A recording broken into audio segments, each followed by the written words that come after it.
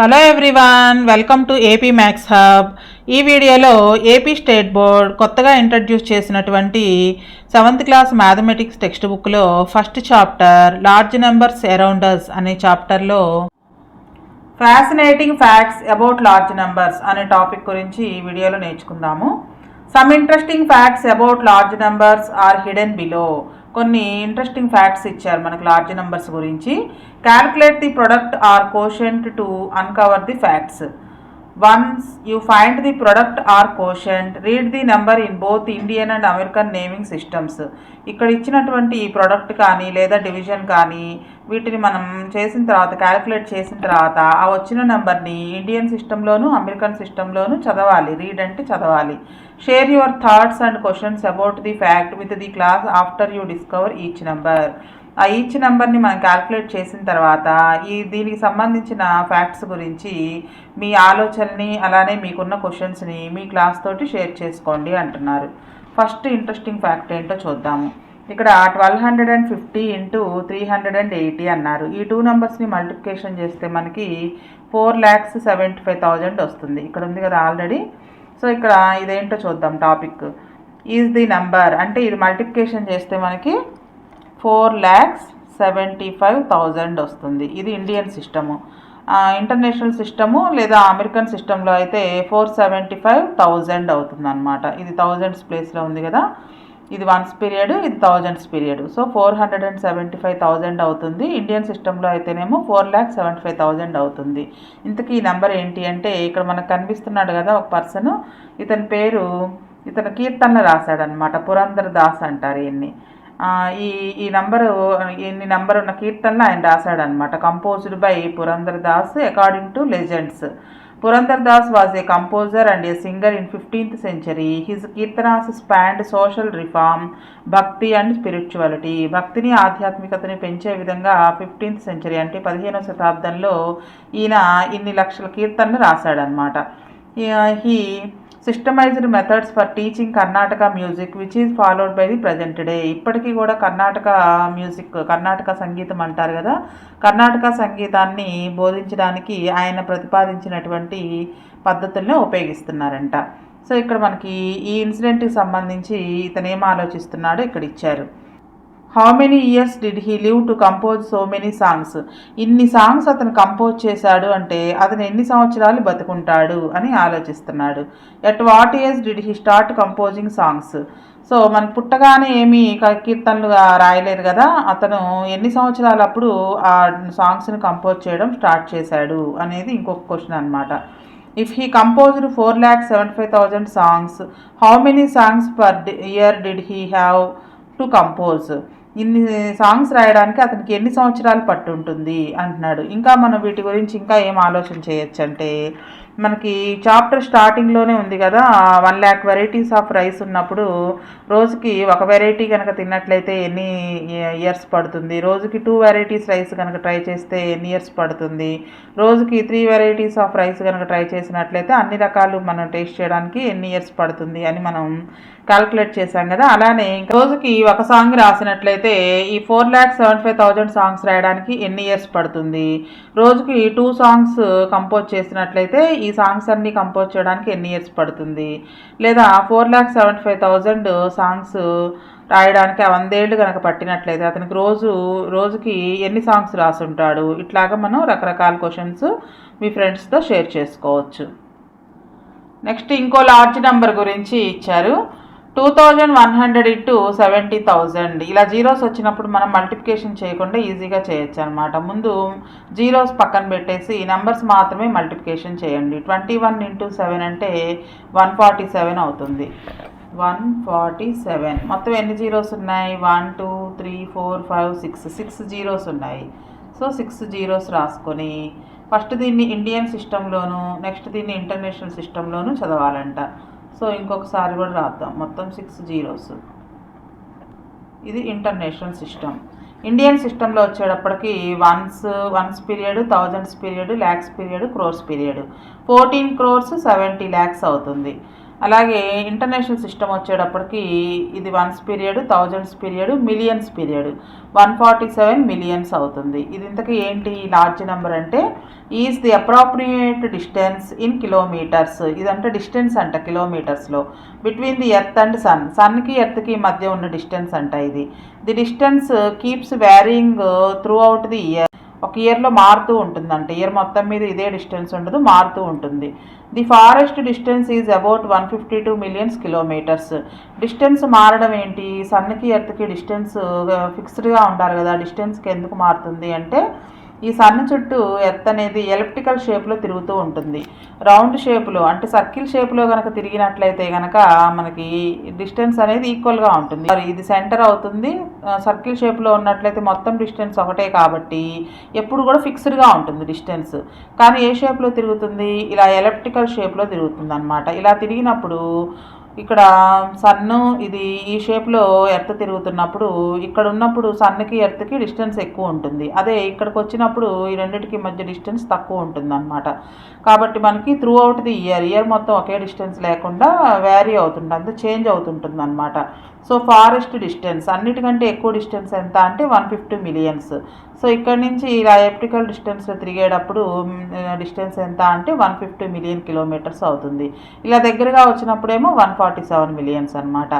So ఇంతకీ ఈ fact గురించి ఈ పాప ఏం ఆలోచిస్తుందంటే how did they measure the distance between the earth and sun. ఇంత డిస్టెన్స్ని ఎలా కొలిచారు, ఏ టైప్తో కొలిస్తే ఇంత డిస్టెన్స్ ఉందని అనుకున్నారు అని అమ్మాయి ఆలోచిస్తుంది అనమాట. మీరు కూడా ఒకసారి ఆలోచించండి, ఇంత డిస్టెన్స్ ఉంది అని ఎలా కొలుచుంటారు?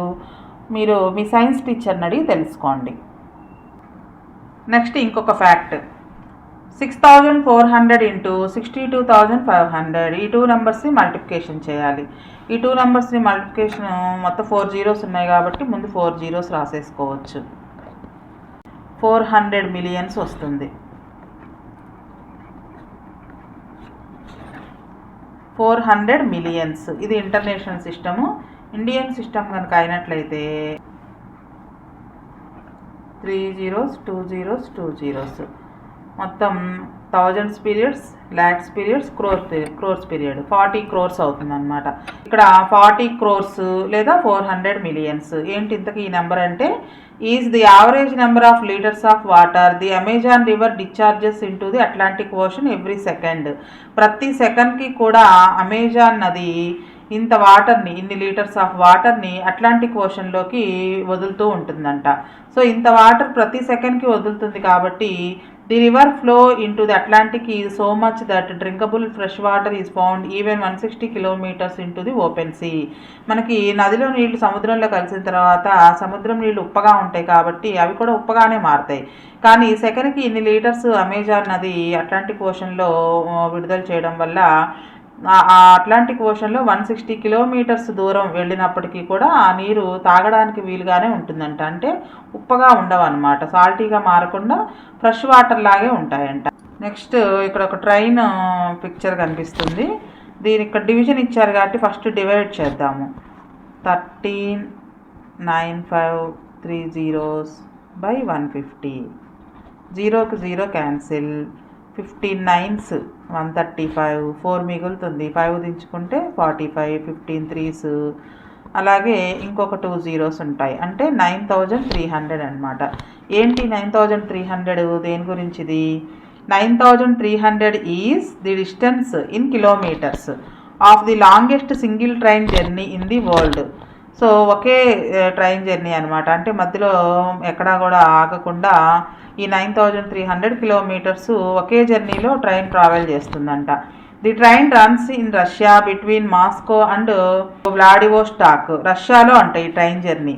The duration of this journey is about 7 days. ఈ డిస్టెన్స్ ట్రావెల్ చేయడానికి ఆ ట్రైన్కి 7 days పడుతుందంట. The longest train route in India is from Bruha in Assam to Kanyakumari in Tamil Nadu. It covers 4,219 kilometers in about 76 hours. మన ఇండియాలో అయినట్లయితే కనుక 76 hours-లో 4,219 kilometers cover చేసే రైలు కన్యాకుమారి వరకు వెళ్తుందంట. త్రిపుర అస్సాం నుంచి కన్యాకుమారి వరకు. నెక్స్ట్ ఇక్కడ కూడా మనకు ఒక డివిజన్ ఇచ్చారు, ఈ డివిజన్ చేద్దాము. 700తో డివైడ్ చేసినట్లయితే దీన్ని 2 జీరోస్కి 2 జీరోస్ క్యాన్సిల్ అవుతాయి. 7 1s 7, 3 మిగులుతుంది, 5 దించుకుంటే 35, 7 5s 35 అంటే ఇది కొట్టేస్తే మనకి 15 వస్తుంది. Is equal to 15. ఎన్ని జీరోస్ మిగిలాయి? 1 2 3 4, 4 జీరోస్ మిగిలాయి. 1 2 3 4. సో కామాస్తో సపరేట్ చేసినట్లయితే 1,50,000 అవుతుంది. ఏంటి 1,50,000 అంటే కిలోగ్రామ్స్ అంట. 1,50,000 కిలోగ్రామ్స్. ఏంటి ఇంతకీ? Adult blue whale can weigh more దాన్.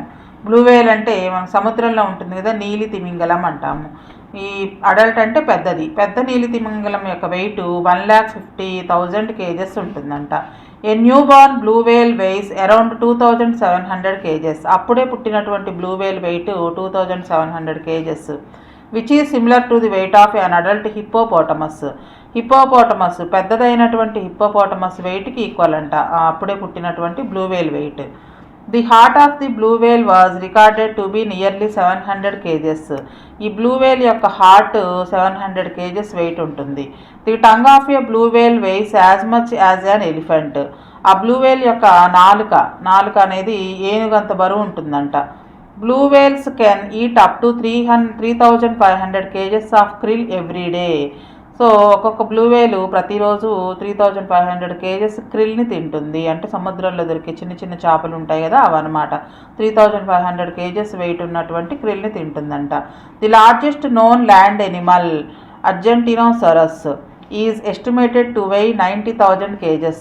ఇది సముద్రంలో ఉంటుంది నీలి తిమింగలము. అలా కాకుండా ల్యాండ్ మీద ఉన్న ఎనిమల్స్లో అన్నిటికంటే పెద్దది అర్జెంటోసారస్ అనమాట. దీని వెయిట్ 90,000 kgs వరకు ఉంటుందంట. ఇది దీని గురించిన ఫ్యాక్ట్. నెక్స్ట్ ఇక్కడ ఇంకొక ఫ్యాక్ట్ ఇచ్చారు, ఇది కూడా డివిజనే మనకి. సో ఈ నెంబర్ మొత్తాన్ని కూడా 130తో డివైడ్ చేసినట్లయితే 0కి 0 క్యాన్సిల్, 13 1s 13 4s. సో మొత్తం ఎన్ని జీరోస్ ఉన్నాయి? 4 1 2 3 4 అంటే మొత్తం 8 జీరోస్ ఉన్నాయి. 3 4 5 6 7 8. దీన్ని మనం ఇంటర్నేషనల్ సిస్టంలో కనుక చూసినట్లయితే 400 మిలియన్స్ అవుతుంది. ఏంటి 400 మిలియన్స్ అంటే? Was the weight in tons. 400 million tons అంట of global plastic waste generated in the year 2021. 2021లో ప్లాస్టిక్ వేస్ట్ అనేది ఇంత జనరేట్ అయిందంట, 400 మిలియన్ టన్స్. అది కూడా కేజెస్ కూడా కాదు. సో ఇది చాలా పెద్దదన్నమాట. ఇలా ఉంటే కనుక మన పర్యావరణం అనేది బాగా దెబ్బతింటుంది.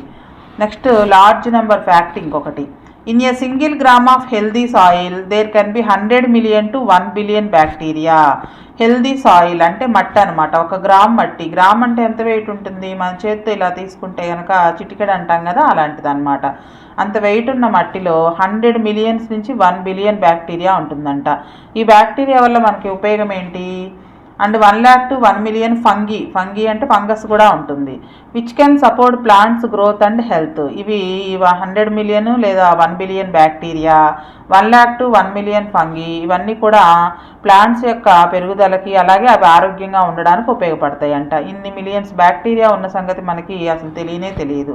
సో ఇది కూడా సింగిల్ గ్రామ్, ఒక చిన్న గ్రామ్ మట్టిలో ఉంటాయంట ఇవన్నీ కూడా. ఇవి లార్జ్ నెంబర్స్ గురించి ఫ్యాక్ట్స్ అనమాట. ఇంకా ఇటువంటి లార్జ్ నెంబర్ ఫ్యాక్ట్స్ గురించి ఏమన్నా తెలిసినట్లయితే కనుక మీ క్లాస్లో మీ ఫ్రెండ్స్ తోటి డిస్కస్ చేయండి. నెక్స్ట్ వేద numbers. Number names in ancient Bharat. ప్రాచీన భారతదేశంలో నంబర్ నేమ్స్ ఎలా ఉండేవో ఇక్కడ కొంచెం 4 ఇచ్చారనమాట. ఫర్ ఎగ్జాంపుల్ త్రిదశతి, త్రింశత్ అంటే 3 into 10 30 అని అర్థం. దీనికి ఒకటి యాడ్ చేస్తే కనుక ఏకత్రింశత్, ఏకా ప్లస్ త్రింశత్ అంటే 30 + 1 31. Yajurveda referred the highest number as parardha. యజుర్వేదాలు హైయెస్ట్ నెంబర్ని పరార్థ అనే పేరుతో పిలిచేవాళ్ళంట. దీని యొక్క వాల్యూ ఎంత అంటే 10^12. అంటే 1 పక్కన 12 జీరోస్ ఉంచితే ఎంతో అంత అనమాట. దాన్ని యజుర్వేదాలో పరార్థ అని పిలిచేవాళ్ళు. దీనికి ఇప్పుడు మనం ఇండియన్ సిస్టంలో వచ్చేటప్పటికి 1 lakh crore అనమాట, 1,00,000 కోట్లు అంటాం కదా అది. Next Siddhartha counted numbers up to tallakshana. Siddhartha అంటే గౌతమ బుద్ధుడు. ఈయన కాలంలో 10^53 వరకు కూడా మెజర్ చేశారంట. అంటే 1 తర్వాత 53 జీరోస్ అనమాట. దాని పేరేంటి అంటే తల్లక్షణ. నెక్స్ట్ ఇంకొక fact, Ramayana mentioned numbers up to mahayuga. Ramayana కాలంలో, రామాయణం జరిగినటువంటి కాలంలో మొత్తం 10^62 వరకు కూడా ఉండేవంట. అంటే ఒకటి పక్కన 62 జీరోస్ అనమాట. మరి దాని పేరేంటి అంటే మహాయుగ. సో ఇవి మీకు బిట్స్కి ఇస్తాడనమాట. 10^62ని ఏమని పిలుస్తారు అంటే మహాయుగ. 10^53ని ఏమని పిలుస్తారు తల్లక్షణ. అది ఏ కాలంలో ఉపయోగించారు అంటే సిద్ధార్థ టైంలో. నెక్స్ట్ 1,00,000 crore అంటే 10^12. దీని పేరేంటి పరార్థ. ఇట్లా మనకి బిట్స్లో ఇస్తారు. 31ని ఏమని పిలుస్తారు ఏకత్రింశత్. 30ని త్రింశత్ లేదా త్రిదశతి. ఇవి వేదకాలంలో ఉపయోగించినటువంటి నంబర్స్ నేమ్స్ అన్నమాట. Next topic, did you ever wonder. మీరు ఎప్పుడన్నా ఆలోచించారా? Surya is amused by all these interesting facts about large numbers. ఈ లార్జ్ నెంబర్స్ గురించి సూర్యకి చాలా బాగా నచ్చాయి. While thinking about these he came up with an unusual question. అతను వీటి గురించి ఆలోచిస్తూ అనుకోకుండా ఒక ఆలోచన చేశాడనమాట. Could the entire population of Mumbai fit into 1,00,000 buses. మొత్తం ముంబై పాపులేషన్ మొత్తం కూడా 1,00,000 బస్సుల్లో పడతారా, ఒక బస్సుల్లో ఎక్కించచ్చా అని అతను ఒక వింత ఆలోచన చేశాడనమాట. What do you think. దాని గురించి మీరేమనుకుంటున్నారు. How can you find out. మరి దాన్ని ఎలా కనుక్కుంటాము. ఇక్కడ చూడండి చిన్న calculation. Let's assume a bus can accommodate 50 people. ఒక బస్సులో 50 మంది పడతారు అనుకుందాము. Then 1,00,000 buses can accommodate 1,00,000 into 50 lakh people. కానీ మనం ముందు ప్రీవియస్ పాపులేషన్ ఇన్ సిటీస్ అనే టేబులర్ ఫామ్లో ముంబై పాపులేషన్ అనేది 1,24,00,000 అని మనం చూసాము. The population of Mumbai is more than 1,24,00,000. We saw this in earlier table. దీనికి ముందున్న టేబుల్లో మనం అది అబ్జర్వ్ చేసాము. So the entire population of Mumbai cannot fit into 1,00,000 bus. Mumbai population మొత్తం కూడా 1,00,000 బస్సెస్లో ఫిట్ అవ్వదన్నమాట. అంటే 1,00,000 బస్సెస్లో పట్టరు వాళ్ళు. మరి ఇంకొక ఆలోచన చేశాడు ఈసారి Surya. The RMS Titanic ship carried about 2,500 passengers. ఇక్కడ మనకి షిప్లో మొత్తం 2,500 ప్యాసింజర్స్ని తీసుకెళ్ళొచ్చంట ఒకసారి. Can the population of Mumbai fit into 5,000 such ships. అటువంటి షిప్స్ 5,000 కనుక ఉన్నట్లయితే ముంబై పాపులేషన్ మొత్తం అందులో పడుతుందా అనే ఆలోచన ఇంకొకటి చేశాడనమాట. First capacity of one ship రాసుకుందాము. కెపాసిటీ ఆఫ్ వన్ షిప్, ఒక షిప్లో ఎంతమంది పడతారు. 2,500 ప్యాసింజర్స్ పడతారు.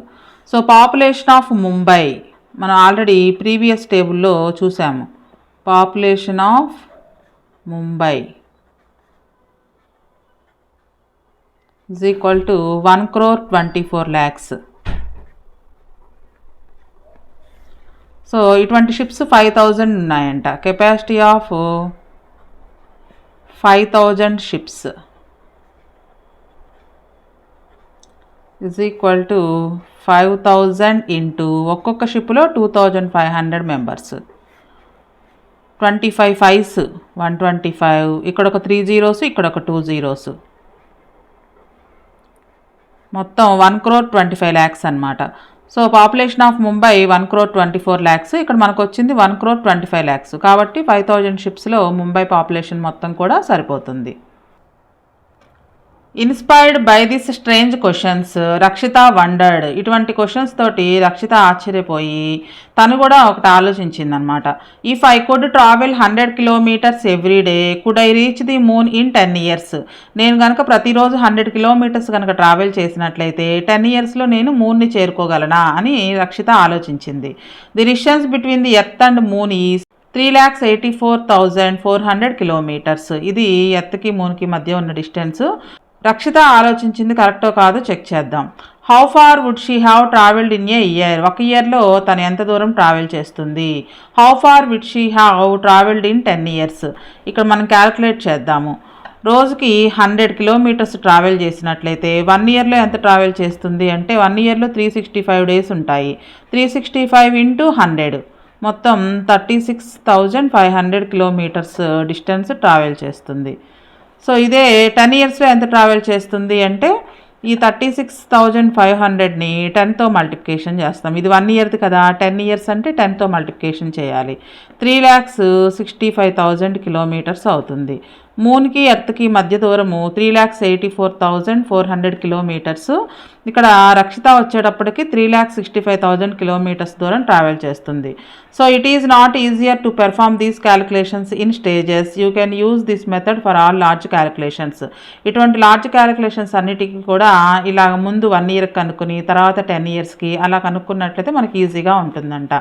సో ఇంతకీ రోజుకి 100 కిలోమీటర్స్ ట్రావెల్ చేసినట్లయితే 10 ఇయర్స్లో మూన్ను చేరుకోవడం కష్టం అనమాట. నెక్స్ట్ ఇంకొక క్వశ్చన్ ఇటువంటిదే. Find out if you can reach the sun in a lifetime if you travel 1000 kilometers every day. ఒకవేళ నువ్వు కనుక రోజుకు 1000 కిలోమీటర్స్ ట్రావెల్ చేసినట్లయితే సన్ దగ్గరికి చేరుకోగలవా? ముందు సన్కి ఎర్త్కి మధ్య డిస్టెన్స్ తెలిసి ఉండాలి మనకి. You had written down the distance between the earth and sun in a previous exercise. మనం ఆల్రెడీ లార్జ్ నెంబర్స్ ఫ్యాక్ట్స్ చూసినప్పుడు 147 మిలియన్స్ కిలోమీటర్స్ అని చెప్పేసి చూసాము ఎర్త్కి సన్కి మధ్య డిస్టెన్స్. సో ఈ డిస్టెన్స్ని రోజుకి 1000 కిలోమీటర్స్ ట్రావెల్ చేస్తే కనుక ఎన్ని ఇయర్స్లో సన్నుని చేరుకోగలమో క్యాలిక్యులేట్ చేయాలి. ఫస్ట్ ఎర్త్కి సన్కి మధ్య డిస్టెన్స్ ఎంతో రాసుకుందాము. ఫ్యాక్ట్స్లో ఇచ్చారు కదా మనకి. Distance between the earth and the sun is equal to మనకు ఫ్యాక్ట్స్లో 2100 ఇంటూ 70,000 అని ఇచ్చారు. ఈ రెండింటిని మల్టిప్లికేషన్ చేస్తే 147 మిలియన్స్ వచ్చింది మనకి కిలోమీటర్స్. సో రోజుకి మనం ఎంత దూరం ట్రావెల్ చేద్దాం అనుకున్నాము? 1000 kilometres. Time distance travelled by you is equal to 1000 kilometres per day. దీని అర్థం 1 డేకి 1000 కిలోమీటర్స్ ఇలా రాసుకోవాలన్నమాట. సో ఎంత టైం పడుతుందో మనం టైం క్యాలిక్యులేట్ చేద్దాం. First time required is equal to total distance ఇది 147 మిలియన్స్. మన రోజుకి ట్రావెల్ చేస్తుంది ఇది 1000 కిలోమీటర్స్. 1000తో డివైడ్ చేసినట్లయితే 3 జీరోస్కి 3 జీరోస్ క్యాన్సిల్ అవుతుంది. సో 147,000 వస్తుంది. అండ్ డేస్, ఎందుకంటే ఇక్కడ 100 కిలోమీటర్స్ పర్ డే అనుకున్నాం కాబట్టి 147,000 డేస్ వస్తుంది. ఇన్ని డేస్ అంటే ఎన్ని ఇయర్స్ కౌంట్ చేద్దాం. 147,000 డేస్ ఇయర్స్ వచ్చేటప్పటికి 365 డేస్ పర్ ఇయర్. 365తో డివైడ్ చేసినట్లయితే మనకి అప్రాక్సిమేట్గా 403 ఇయర్స్ వస్తుంది. ఇలా ఈ సింబల్ ఉంటే ఇది అప్రాక్సిమేట్ అంటే సుమారుగా అని అర్థం. ఖచ్చితంగా 403 కాదు, 403 కంటే కొంచెం ఎక్కువ పడుతుంది. దీన్ని అప్రాక్సిమేట్ అంటాము. సో రోజుకి 1000 కిలోమీటర్స్ ట్రావెల్ చేసినట్లయితే మనకి 403 ఇయర్స్ పడుతుంది అన్నమాట సన్నుని చేర్చుకోవడానికి, ఎర్త్ నుంచి సన్నుని చేరడానికి. సో ఇది పాసిబుల్ కాదు. ఒక హ్యూమన్ బీయింగ్ 100 ఇయర్స్ కంటే ఎక్కువ లైఫ్ టైం లేదు కాబట్టి సన్నుని చేరుకోవడం అనేది కష్టం అన్నమాట. ఇటువంటి ఫన్నీ క్వశ్చన్సే ఇంకొన్ని ఉన్నాయి. First one, if a single sheet of paper weighs 5 grams, could you lift 1 lakh sheets of paper together at the same time. ఒక సింగిల్ షీట్ వచ్చేటప్పుడు 5 grams వెయిట్ ఉంటుందంట. అటువంటి షీట్స్ 1 lakh షీట్స్ని ఒకేసారి నువ్వు ఎత్తగలవా, లిఫ్ట్ చేయగలవా అంటే ఒకేసారి ఎత్తుకోగలవా అని అర్థం. ముందు వెయిట్ ఆఫ్ 1 షీట్ ఎంతో రాద్దాము. Weight of 1 sheet is equal to 5 grams. అటువంటి షీట్స్ ఎన్ని ఉన్నాయి? 1 lakh ఉన్నాయి. కాబట్టి weight of 1 lakh sheets is equal to 1 lakh into 5, మొత్తం 5 lakhs అవుతుంది. ఇదేంటి 5 lakh గ్రామ్స్. సో దీన్ని కేజెస్లో కనుక కన్వర్ట్ చేసినట్లయితే 1 kgకి 1000 grams కాబట్టి 1000తో డివైడ్ చేస్తాము. 1000తో డివైడ్ చేస్తే కేజీలో కన్వర్ట్ అయిపోతుంది. 3 జీరోస్కి 3 జీరోస్ క్యాన్సిల్, మొత్తం 500 kgs వెయిట్ ఉంటుంది 1 lakh షీట్స్ పేపర్ అనేది. సో ఇది హెవీ వెయిట్ అనమాట. ఒక పర్సన్ ఒకేసారి 500 kgs వెయిట్ని లిఫ్ట్ చేయలేడు. Which is too heavy wait.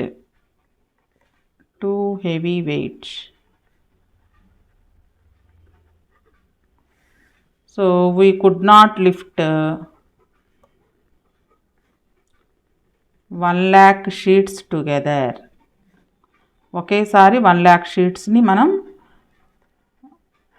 Lift చేయలేము. Next B question, if 250 babies are born every minute across the world, will a million babies be born in a day. 1 మినిట్కి వచ్చేటప్పటికి ప్రపంచం మొత్తం మీద 250 బేబీస్ కనుక పుట్టినట్లయితే రోజు మొత్తం మీద 1 మిలియన్ బేబీస్ పుడతారా అంటున్నారు. మనం క్యాలిక్యులేట్ చేద్దాము. Number of babies burn every minute, ఒక్క నిమిషానికి 250 బేబీస్ అనుకున్నట్లయితే burn every minute is equal to 250. So మనకి 1 అవర్కి 60 మినిట్స్ ఉంటాయి కాబట్టి 1 అవర్కి వచ్చేటప్పటికి ఎంతమంది పుడతారు? 60 × 250. 60 ఎందుకు వేసాము? 1 అవర్కి 60 మినిట్స్ కాబట్టి 60 వేసామన్నమాట. 2 జీరోస్కి 2 జీరోస్, 6 5s 30, 6 2s 12, ఒక 3 15, మొత్తం 15,000 బేబీస్ పుడతారు 1 అవర్కి వచ్చేటప్పటికి. ఇటువంటి అవర్స్ డేకి ఎన్ని ఉన్నాయి? 1 డేకి వచ్చేటప్పటికి 24 అవర్స్ ఉంటాయి. 24 × 1 అవర్కి వచ్చేటప్పటికి 15,000 బేబీస్. సో ఈ రెండు మల్టిప్లికేషన్ చేసినట్లయితే మనకి 3,60,000 వస్తుంది. సో 1 డేకి వచ్చేటప్పటికి 3,60,000 బేబీస్ మాత్రమే పుడతారనమాట. 1 మిలియన్ బేబీస్ పుట్టడం అనేది సాధ్యం కాదు. 1 million babies will not born in a single day.